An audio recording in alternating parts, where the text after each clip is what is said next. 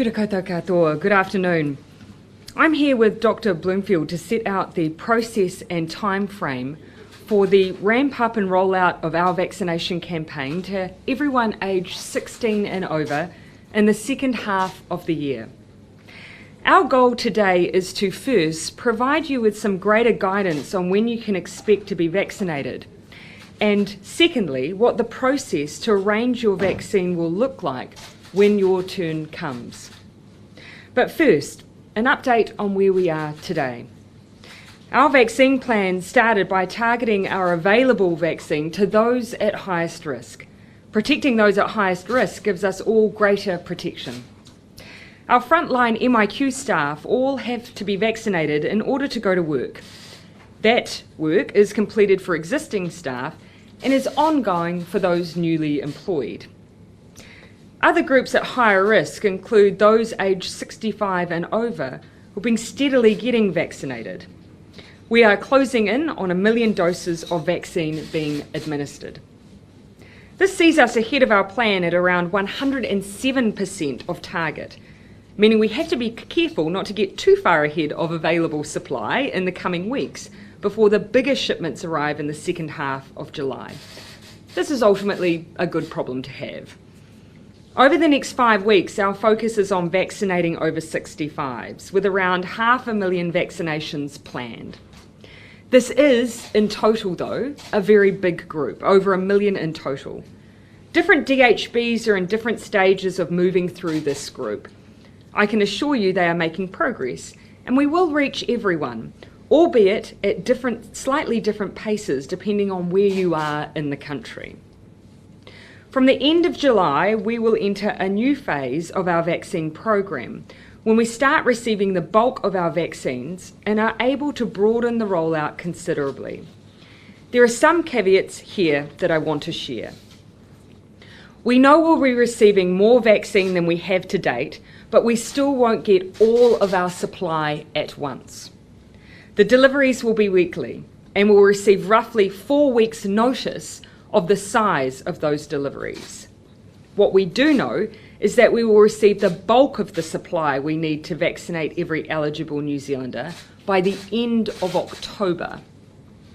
What that means in practical terms is that our vaccine campaign will take us through to the end of the year.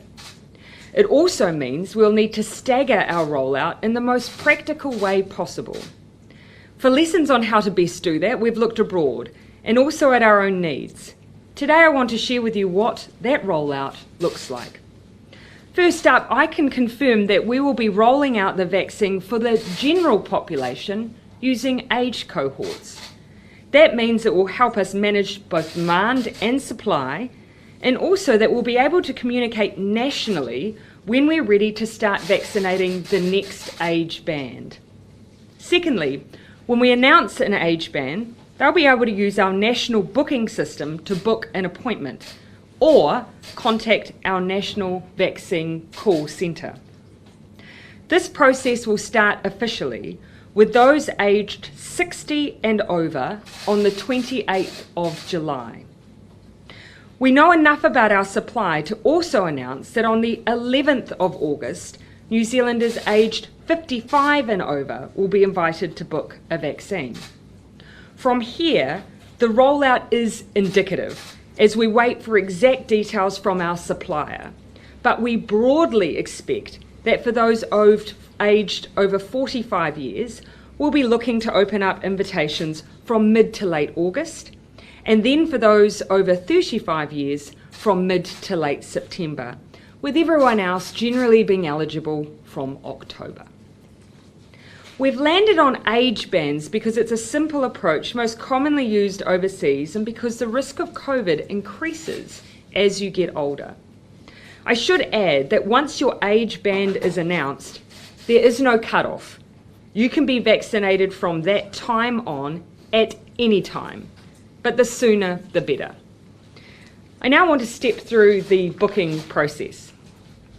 When it's your turn for your age band to be vaccinated, you will receive an invitation from the Ministry of Health to make a booking.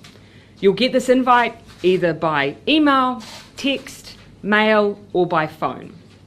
Your invitation will ask you to use Book My Vaccine. As you can see, the new national booking tool will be used to book your first and second dose. It's an easy to use, accessible tool. You'll be asked to choose a location that suits you and then to choose a date and time for both vaccines at the same time. For those who may not wish to use web-based services, we'll also have a phone line, a new national vaccination booking call centre. These services will both be up and running from the 28th of July, ready for that national rollout. As I said, you'll be asked to book both of your vaccinations within a 3-week gap between them, and this does differentiate our rollout from many other countries who aren't necessarily having those two bookings occurring at once. Now, at any given time, the health system has up-to-date contact details for more than 90% of people in New Zealand. That's pretty good. But we absolutely anticipate that there will be people who, when their age cohort is announced, for whatever reason, may not receive their notification. That is why we'll be making sure we've got a solid campaign so people know when they're eligible, and they'll know how to contact us to book their vaccine if they don't receive their invite. Everyone will have the chance to be vaccinated. For those who are worried that their details may not be up to date or who just don't want to miss out when they're eligible, from the end of July they can visit Book My Vaccine and register their details. Once bookings are open for your age group, you'll then be sent an email or a text letting you know it's your turn to book. This is a really good backstop measure for those who may not have heard from their health provider for a while or are worried that they don't have their up-to-date details. Finally, while age cohorts will be the basis of our rollout, we'll also be undertaking measures that take into account our population. In August, we'll start using work sites for vaccines that especially have a workforce that might otherwise be harder to reach. The Ministry of Health is currently consulting with large New Zealand businesses and Business New Zealand on exactly who will be involved and how it will roll out. But companies such as Fonterra and Main Freight have already indicated that they're eager to be involved. We'll also run mass vaccine events to make sure we're reaching those we need to. These events will especially be focused on high-risk groups and equity issues. There will also be examples of rural or isolated communities where it just makes sense to vaccinate the entire population at once, such as the Chatham Islands and remote places like Reefton and Tolaga Bay. Remember, this is the largest and most complex vaccination campaign New Zealand has ever run. We will keep making improvements to the system as we go, as we've done the whole way through our COVID response. But we also need the team of 5 million to play their part too. Just as in 2020 we stayed home to save lives, in 2021 we need to get the team vaccinated to save lives. Getting as many people in New Zealand vaccinated as possible will ensure we retain our hard-won freedoms and keep that place, that proud place that we have as one of the few countries in the world without COVID in the community. While the vaccine will become your individual armour against the virus, ultimately this is about whānau.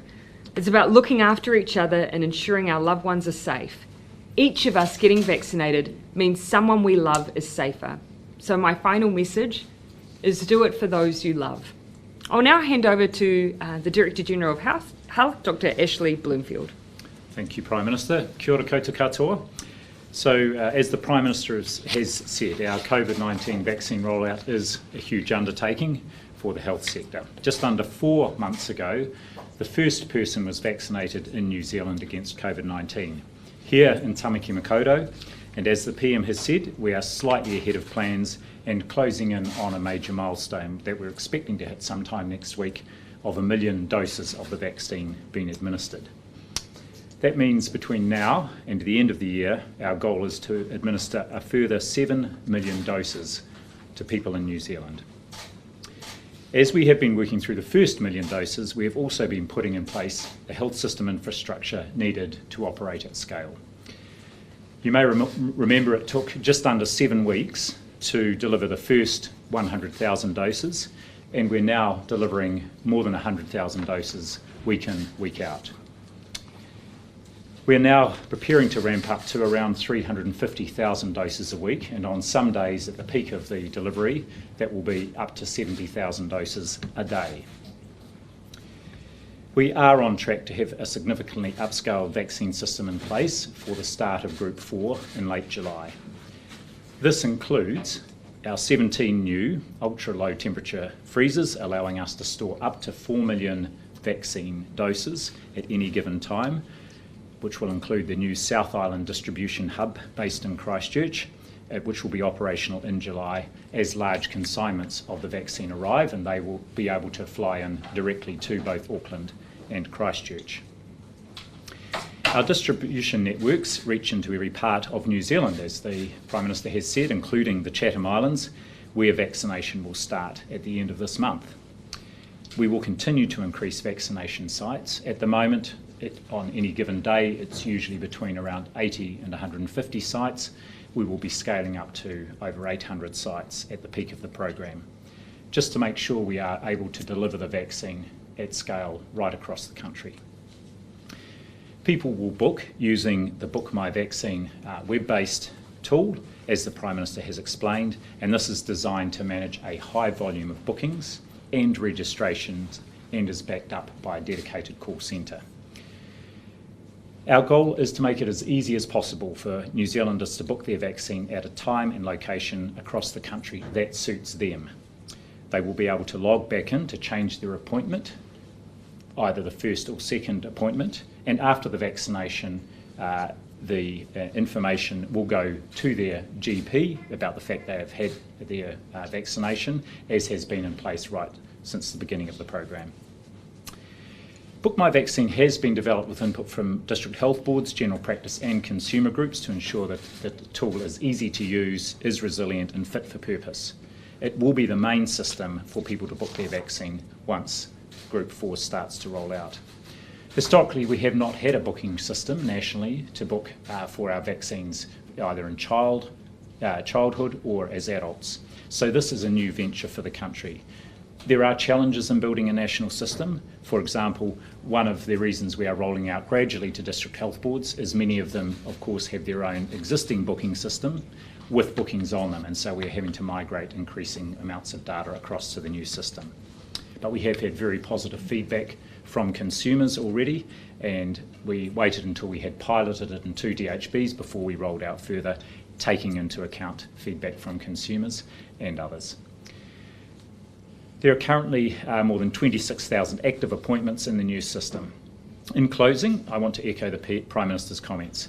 Our best chance for long-term success in controlling COVID-19 and maintaining our current elimination approach is to have as many people in our population vaccinated as possible.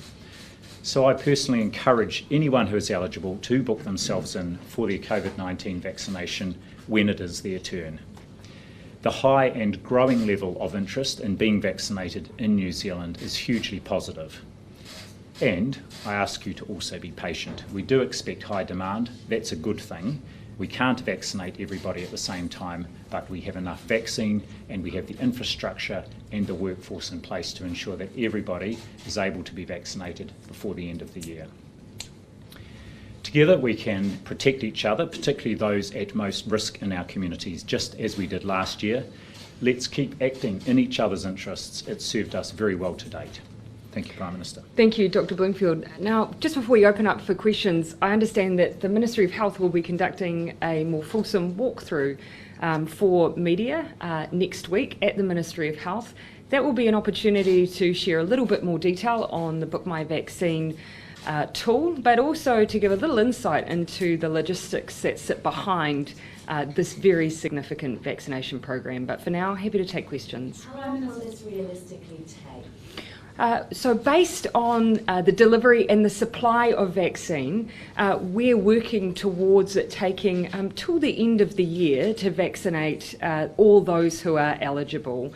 And that's simply because we are vaccinating as many people as we can based on the doses we have, but we won't be receiving all of our doses for everyone until the end of October. So that's why it'll take us through to the end of the year. And Is will that there later need than to be expected, Prime doing- Minister? No, that's exactly as we've expected. You will have heard us talk consistently about the vaccination program taking us through to the end of the year. The October delivery Oh, no. for the bulk? Oh, actually, that is a little bit earlier than perhaps we'd anticipated.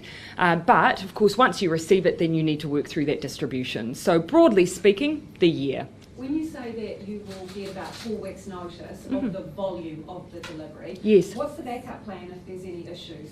We're with delivery? confident, based on the conversations we've had with our supplier, that the rollout schedule we've broadly set out today will match the supply that we receive. But the reason we haven't given more specificity is because we will still be working to a 4-week notice program. So, broadly speaking, we're confident about those dates, but any more detail than that, we are going to have to wait for that 4 weeks notice. Even so, though, the Auditor General said that you should have a backup plan, so what is the backup plan? We do have, of course, other suppliers for vaccine, but there's no suggestion to date that we won't be able to, as planned, fulfil our ambition of having a predominantly Pfizer-based program. We've got a good relationship with the supplier, and to date they have continued to deliver as expected. How far off is approval for the next vaccine? So the independent committee met earlier this week on the 15th to assess the Janssen vaccine, getting some further information from the supplier, and we're expecting that there will be a decision by MedSafe around approval within the next week or two, and then that will then be given to our vaccination technical advisory group to provide advice around the decision to use, but ultimately the decision to use is with Cabinet, and our intention is once that decision's been taken, then we're expecting deliveries from August, and if that approval is given, of the Janssen vaccine. And yes. so previously, obviously, you anticipate that Janssen will be the one that gets approval next in all likelihood. That's right, yes, that's the one that's furthest down the approval process. We've also got AstraZeneca still in that approval process. We're waiting for more information, which particularly relates to the manufacturing, because the doses that AstraZeneca is providing for New Zealand are coming from a newer plant, which is in the USA. And so we're waiting for those data. And then we've still got, of course, Novavax as the fourth in our portfolio, which is on a slower timeframe. Are we anticipating, Yeah. Booster shots. So, are we sorry. anticipating people to take different vaccines? Receiving 2 different vaccines? We haven't been planning on that basis. As we've always said, we have enough doses and supply of Pfizer coming into the country over the course of the coming months to offer it to all of our eligible population. However, of course, we entered into these agreements very early on, before in some cases clinical trials were completed. So the reason we have that diverse portfolio is because in those days it wasn't entirely clear at that point who would be manufacturing earliest and who would complete approvals earliest. So that's why we still have multiple in place. Well, we need to start booster I'll let shots. you just finish and then I'll come to you on Yes, boosters. separate matter. What issues have come up in the pilots of this program? I'll let the Director General speak. No particular issues, but there are we've had lots of advice on ways we could improve the user interface, including from senior cabinet ministers and the Prime Minister herself. So, I mean, the process we've taken here, and this goes back also to how we developed our national contact tracing solution last year, which is on about its 25th iteration, is to develop something and then put it into sort of a limited circulation and get feedback on it and iterate it a number of times. And so what you're seeing now and what will be rolled out as the Book My Vaccine interface has been through a lot of testing, piloting, finding out issues around making sure that the language is really clear, but also the interface with other systems, other information Some of those systems. examples that people have given in the feedback, what's been the majority Oh. in terms of what? The Prime Minister can share Look, her I feedback. can't speak to what users or DHBs have sent through to the Ministry of Health, but certainly when we had a very quick run through, some of our suggestions were just around simple things like simplicity of language, explaining that the reason we're asking whether or not you've received 1 or 2 vaccines yet is because 2 are required. Just very simple things to make the user experience as simple as possible. Yeah. But we need to start Yep. the booster shots before the first round of jabs is complete. more a technical question for Dr. Bloomfield, but I would note that no country is in that space yet, and all of the conversation that you hear from pharmaceutical companies really is just an acknowledgement of the fact that, as we've always said, we anticipate that, as we do with the flu, that COVID-19 will be something that we continue to update our vaccine program as we go. And that is exactly the same thing we do with flu. We offer a flu vaccine every year because of the changes we see and the requirement for new vaccine. We expect the same here. But no country is currently going beyond 2 doses of the single vaccine. Yes, that's correct, and no company has yet produced an updated version of their vaccine as yet. There's plenty of speculation, and I think most commentators are anticipating that with the emergence of new variants, there will be a need for future vaccines to be adjusted. But just how often people may need a booster shot is not yet clear. I'm sure we were all closely watching some of the early data, even though in some cases not necessarily peer-reviewed research around the efficacy of the Pfizer, for instance, or other vaccines on some of the variants. At the moment, data is suggesting that it's holding up well, particularly with those 2 doses, as being really critically important. So that's something that, of course, we build into our thinking about making sure that we are following up and ensuring people have their second dose. What's going to be the scope to go outside that age prioritisation? Yeah. Like, say if you wanted to go overseas, is there a chance to jump the queue for that, or do you have to still have the same quite high compassionate? So at the moment we have criteria for people to access vaccine early for a number of different thresholds to be met, though, so compassionate grounds, of course, for those who may need to travel to represent New Zealand. I think as ministers, as we start opening up, we'll keep under review whether or not we need to change that criteria. So it could loosen up? It well could. We will, as we see wider cohorts being brought in, we will look at that criteria and see whether or not it needs to be broadened as well. Another really important point that I know the Director General and I are very keen for to be amplified. Yes, we're running an age bracket system, but alongside that, we will be targeting those workplaces and those mass vaccination events towards those communities that it's really critical we reach. That will help us overcome some equity issues. We particularly need to make sure that our Māori and Pacifica population, where there are in some cases greater risk, are being vaccinated in a timely way, and also our rural and isolated populations. So I wasn't sure what you meant about the workplace. Is it based on vulnerability? Because you said frontiero, so is it also size? Yeah, so for one of the main considerations will be, is this a population that we may otherwise find it difficult to reach into? So we'll take into account whether or not in some vaccine sites, whether it will help us with rural and isolated populations, or indeed whether or not it will help us overcome equity issues. When you think about the way age cohorts will work, if you're leaving till the latter half, your younger population, you're not necessarily going to proportionately be reaching our different population groups in New Zealand. And actually we do need to make sure that we are vaccinating those high-risk groups, and we know that we have we absolutely need to reach our Māori and Pacifica populations, so we'll be using some of those mass vaccine events or work sites in order to lift that. Dr. Bloomfield, what can you tell us about... And then I'll come to you in the middle. Sorry, the the Rakiura case, yes. So, yes, we were notified yesterday of rather than calling it a case, a very weak positive result, actually, in a child, which was a bit puzzling, and this came as a result of pre-departure testing ahead of overseas travel, by testing of a family. All the other family members tested negative, and repeat testing of both the child and other family members was negative as well.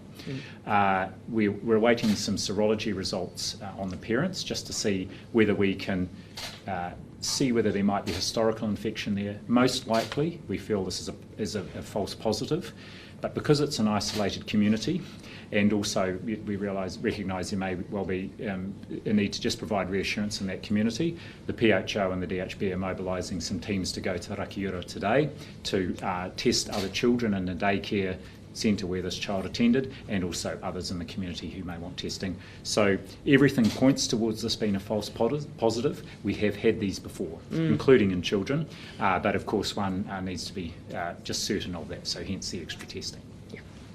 Prime Minister, you mentioned that we need to be careful not to get too close to the targets. So we've been at about 107, 108%, but there are some DHBs which are, well overperforming the targets that they've set, and others that are consistently underperforming. Are the targets, as they stand, fit for purpose? Do these need to be revised? I think probably the way I would express it is that ultimately these were for our planning purposes. So DHBs gave us indicative schedules of what they believed they would hit, and in many cases, as you've said, they're overperforming. And the reason that in the future, overperforming is something that we're likely to welcome, but right now, while we've got tight supply, just helps us with our planning around demand and supply if DHBs are sticking broadly to what they're indicating they're likely to do. So one of the issues, of course, has been previously, because we've had limited amount of time that the vaccine can be safely stored outside of the freezer, we've been using walk-ins to use up dose at the end of the day. Now we've actually got a bit more flexibility there. We've had approval now for them to be stored for longer periods, so walk-ins aren't as necessary. We're hoping that will reduce down some of that overperformance and mean that we're vaccinating those who are booked. My message to people would be, if you are booked in for a vaccine, nothing has changed for you.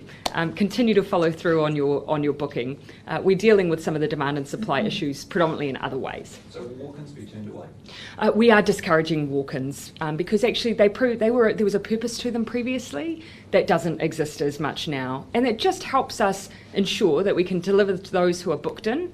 It means they're also likely to be in those priority groups, and it helps us with the planning for now. For those, Yep. for those age Maybe I should say that as we move to the wider rollout, ideally we're wanting people to book, and that's why we've got a range of ways people can book. But there will still be other ways that people can be vaccinated, including through the mass events that the PM's alluded to, and also there will be capacity for walk-ins. But clearly it's much better for the planning and delivery if people have booked in beforehand. Then we know we've got the supply in the sites and the workforce in the sites to do the vaccinations each day. I'll come in here. Given that your Lisa. timetable to complete the bulk of vaccination is the end of the year, Yep. can you talk us through your timetable for adjusting the border restrictions? Look, this is something that we continue to assess based on what we're seeing internationally, and helpfully, of course, there are some countries who are varying up their border restrictions, albeit they don't have the same approach to COVID as us, but they are varying up their border restrictions alongside their vaccination rollout. So that will give us a bit of an indication as to whether or not that can be done safely.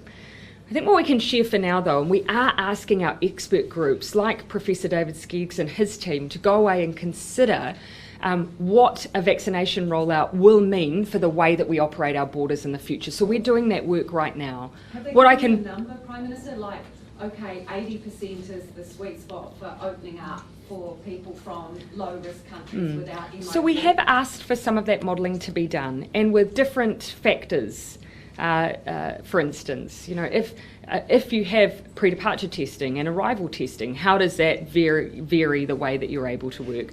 And we expect some of that modelling to come through in the near future, and it's likely that that those who do the modelling will be sharing that directly.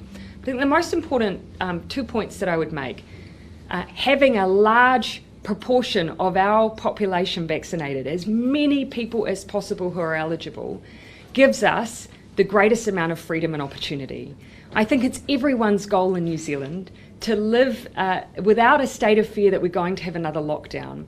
Now, that does not mean that we're going to have a situation where everyone will be vaccinated and the borders just one day will open. We will need to still have caution around our borders because of variants and because not every other country will be in the same position as us. But if we have as many as possible vaccinated, that reduces risk, and it gives us a chance to change the way we do things at our border. While you've given us an indicative timeframe for completing vaccination in December, can you give That's us... of course our plan. Everyone has a role to play in that. But can you also give us an indicative plan for announcing something around the border, or give us an indication of okay, we expect to be finished vaccinating by December, so in October we'll start telling you what we think about the border? Yeah, that's exactly what we're working to. So we're doing the thinking. But you don't know that date? No, so we're doing the thinking now. Some of the modelling's being done now, and we're having some of our experts consider these questions now as well. Keeping in mind, you'll hear internationally that some of the thresholds people are talking about are still changing quite a bit, and so are some of the models at the border. So everyone is writing the rule book as we go. The difference for New Zealand is that we've got a different rule book to write. I think what everyone will want to do is maintain the flexibility we have. Once you get rid of an elimination strategy, or anyone chooses to get rid of an elimination strategy, it's very hard to come back to it. So for New Zealand, it's about how do we preserve our position whilst having a bit more freedom at the border. But I think the idea that any country in the world will suddenly turn off all of their measures at once, I don't think anyone's considering that. Can you give me a definitive on whether you will expect people to be vaccinated in order to enter New Zealand? That's not a decision that's being made as yet, but I was just recently looking at all of the border requirements globally. A large proportion of countries, particularly within the EU, are requiring vaccination. Is that where you're leaning then? Look, I think New Zealanders would have an expectation that if they have made the effort to keep themselves safe by being vaccinated, that those who are wishing to visit New Zealand should show a similar sense of responsibility. And actually, it's becoming a global trend, so I think it would be very unusual if New Zealand didn't have some of those requirements. Keep in mind, it will hopefully give us more flexibility about the way we deal with managed isolation. I mean, so what do you think about the fact that fewer than half of the over 65s in South Auckland, in Group 2, have had their vaccines yet? I'll have Dr. Bloomfield speak to that. But one thing I would say is the over 65 group represents 1 million people. So that is a group that was going to take some time. And the South Aucklanders that were in that Group 2, there's about 70,000 and Yeah. only 30,000 have had their vaccines. They're a high-risk group. Yeah, and look, as I've said, everyone, of course, our focus is that everyone who is eligible will have the opportunity to be vaccinated. Our goal has to be to definitely make sure we're prioritising those who are in high-risk areas. So we will keep making efforts through community providers and so on, and that will be an ongoing focus for us. There's no end date for that group to be eligible, and that's an important point to make. Nothing to add, PM. I was asked about this yesterday. I think it's ongoing work in progress, and in fact, if you compare that with our overall population coverage, it's going up, and it's at a good level, and it's climbing every day, and there is an ongoing focus in that community. This is where, for some of our mass vaccine events, for instance, we'll look at whether or not we've got enough uptake in those areas we need and use some of those events to really be quite targeted and try and get, family, friends, whānau to bring one another, because we know that makes a difference. Have you booked any venues, Prime Minister? Can you tell us, okay, it's going to be Eden Park and it will be in... We do have plans that are quite far along, but some of those events, I'd rather not do that right now, but we are quite far along in some of that planning.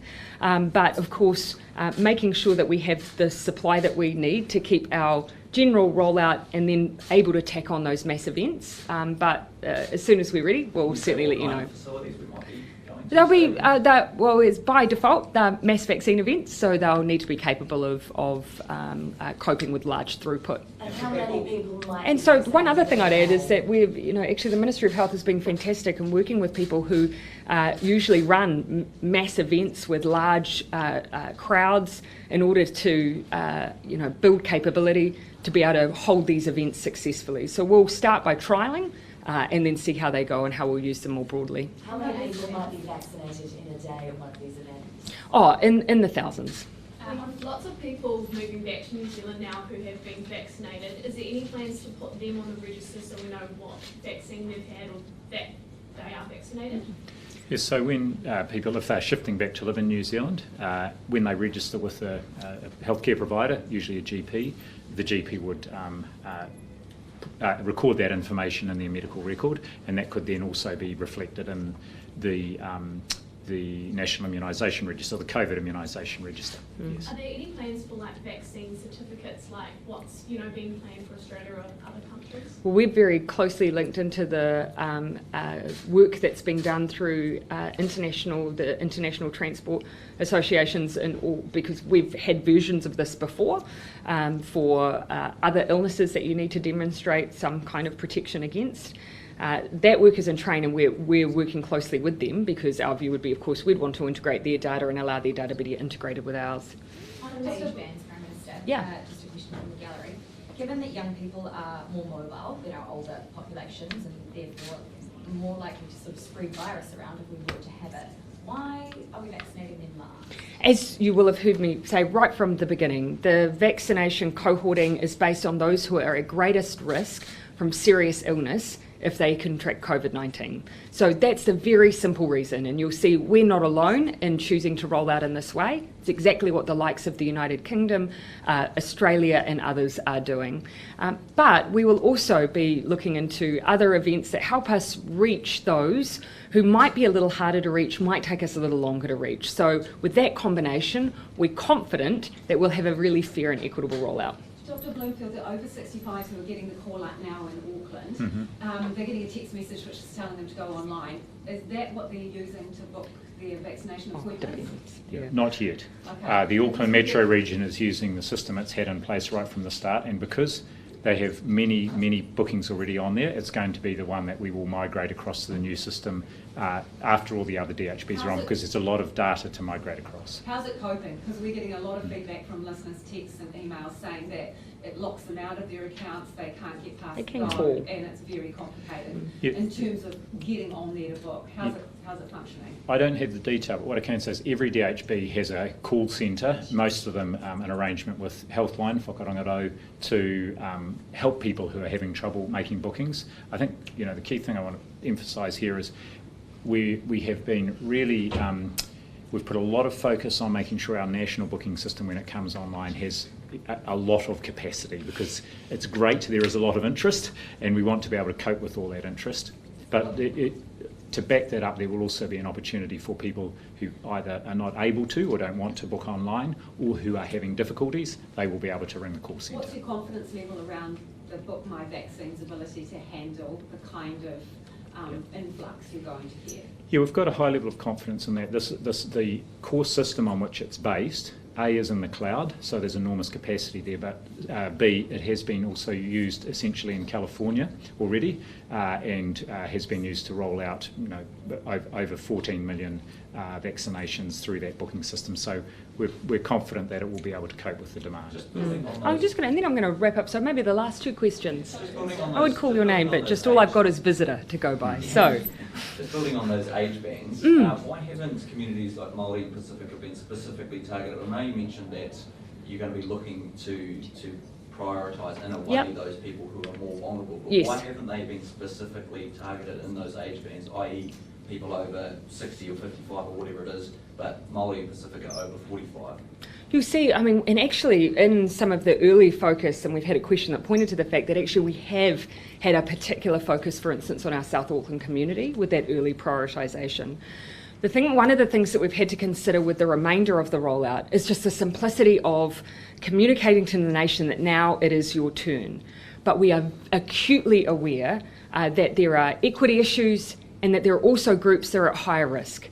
We're seeking to overcome that by going in and undertaking vaccination of entire populations in some of our more rural and isolated communities. I particularly expect that to be the case in parts of the East Coast and Northland, and also the way that we use our large mass vaccination events, and also the way we use workplace events. So all of those will help us overcome some of the issues you've raised. Those earlier priority groups, when they book people who are in group 1, 2 and 3 who haven't had their vaccination yet, will they be prioritised when they book, i.e. they will get in ahead of people?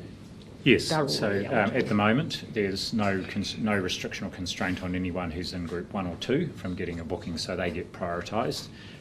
And likewise, as the Prime Minister said, it's open-ended even as new cohorts come on. So Group 3, of course, we want people to be booking in now and being vaccinated, but it won't finish at any time. I should say, just in terms of reaching Māori and Pacifica communities. Right from the start of the program, there has been a focus by all district health boards on enabling a whānau-based approach. So if older Māori or Pacifica people come in with wider family members, then the whole family can be vaccinated. And you will recall also right from the start there were vaccine doses specifically set aside for Māori and Pacific health providers to have access to vaccinate those populations, and that will be a continued focus.